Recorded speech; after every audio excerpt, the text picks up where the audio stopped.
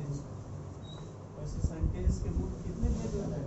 5 होता है कि अफर्मेटिव सेंटेंस होता है, एक्सक्लेमेटरी सेंटेंस होता है, चाहे ऑब्जेक्टिव सेंटेंस होता है, उसी के अंतर्गत आते हैं बहुत सारे सेंटेंस, नेगेटिव सेंटेंस होते हैं, इंट्रोगेटिव सेंटेंस होते हैं।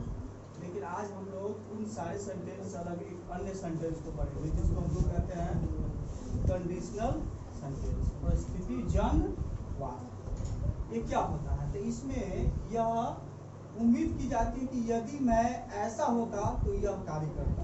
मतलब एक चीज की परिस्थिति जब पैदा होती तो मैं दूसरा कार्य करता, और दूसरा कार्य तभी होगा जब वह निश्चित परिस्थिति बनेगी। जैसे हम पक्षी होते तो आकाश में, यदि मैं पक्षी होता तो आकाश में उड़ता। तो आकाश में उड़ने का परिस्थिति क्या है? आप पहले पक्षी हो। अगर आप पहले पक्षी है तो आप सेकेंड परिस्थिति क्या है कि आप आकाश में उड़ते। तो इसीलिए इसका है definition, the sentence given above sets a condition, मतलब वह कंडीशन पर स्थापित करता है। So it is called conditional sentence. तो जो वाक्य कंडीशन स्थापित करता है और तत्पश्चात एक अन्य परिस्थिति पैदा होती है, उसी को हम लोग कहते हैं परिस्थितिजन्य वाक्य, जिसको हम लोग अंग्रेजी में क्या कहते हैं? कंडीशनल। अब इसमें कंडीशनल सेंटेंस में यदि शब्द आता है। यदि शब्द का प्रयोग हम लोग कहाँ करते हैं? हिंदी ग्रामर जो है, हिंदी व्याकरण में जो यदि शब्द है उसका प्रयोग हम ना संभावना के तौर पर करते हैं, एक निश्चित परिस्थिति के तौर पर करते हैं। वैसे ही अंग्रेजी ग्रामर में इफ जो होता है, जो यदि का नेतृत्व करता है, उसका अपना वर्ड मीनिंग होता है। इफ माने चूंकि भी होता है और यदि भी होता है, तो वहाँ पर भी यह संभावना और परिस्थिति को उत्पन्न करता है। इसलिए इसमें यह इफ का प्रयोग करते हैं। जैसे हम एक सेंटेंस को लेते हैं एग्जाम्पल के लिए कि if I were a bird, यदि मैं पक्षी। अब देखिए ये सेंटेंस जो है, यहाँ तक की मैं बात कर रहा हूँ, यह कौन सा सेंटेंस? पास्ट टेंस, वेयर लगा है ना, लेकिन हम बोल रहे हैं प्रेजेंट टाइम है ना। और इसमें भाव किसका आ रहा है? Past time. Work has been done in the past time.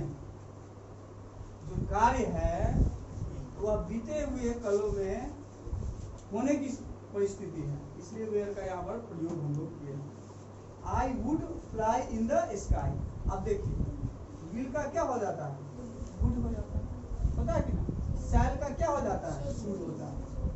I would fly in the sky, यदि मैं पक्षी होता तो मैं आकाश में उड़ता। ये होगा इसका हिंदी में यही होगा कि यदि मैं पक्षी होता तो मैं आकाश में।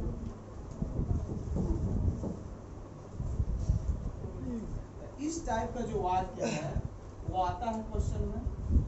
इसके लिए आपको ना एक स्ट्रक्चर दिमाग में बैठाना होगा कि जिसमें यदि आए, इसमें एक कार्य होने के परिस्थिति में दूसरा कार्य होने का परिस्थिति पैदा हो, उसको हम कैसे ट्रांसलेट करेंगे। तो उसके लिए स्ट्रक्चर है ये कि पहले हम इफ का प्रयोग करेंगे, जो सब्जेक्ट रहेगा वो सब्जेक्ट है, वेयर सभी में लगेगा, ठीक ना।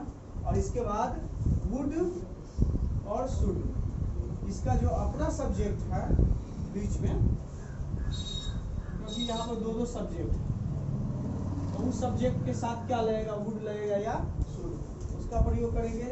और फिर हमेशा वर्ब वन और लास्ट में ऑब्जेक्ट का प्रयोग करेंगे। तो इस स्ट्रक्चर पर हम ऐसे वाक्यों को बना सकते हैं। जैसे एग्जाम्पल के तौर पर हम कह सकते हैं, जैसे हम यहाँ पर एक लेते हैं एग्जाम्पल कि यदि मैं जवान होता है ना, तो मैं इसे करता, ऐसा बात है। तब देखिए, तब इसका आप ही लोग बताएंगे क्या होगा। इफ आई वेयर यंग, होगा कि ना। If I were young I would और डू, होगा कि ना। यदि मैं जवान होता तो मैं इसे करता। अच्छा, इस कार्य को करता था, डू दिस वर्क, लगाते कि ना। अगर ऐसा लिख सकते हैं कि यदि मैं धनी होता तो मैं इसका क्या होगा। इफ आई वेयर रिच, तब क्या होगा। आई वुड डोनेट और चैरिटी, गरीबों में इन द वर्ल्ड, लगा देंगे। अच्छा, हम ये भी लिख सकते हैं, बोल सकते हैं कि यदि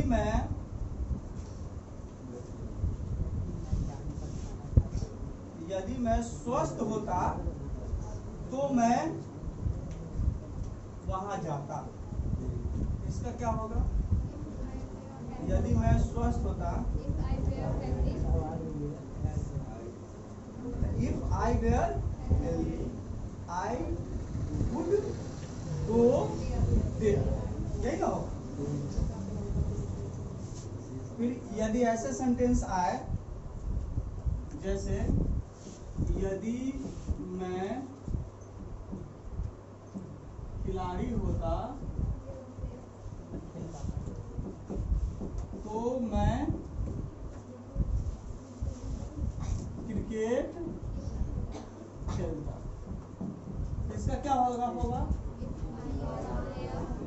इफ आई वेयर और प्लेयर आई वुड प्ले। इस प्रकार के सेंटेंस को सभी लोग बना लेंगे। कौन कौन बना लेंगे। हाथ उठाओ। चलिए, कॉपी जाए।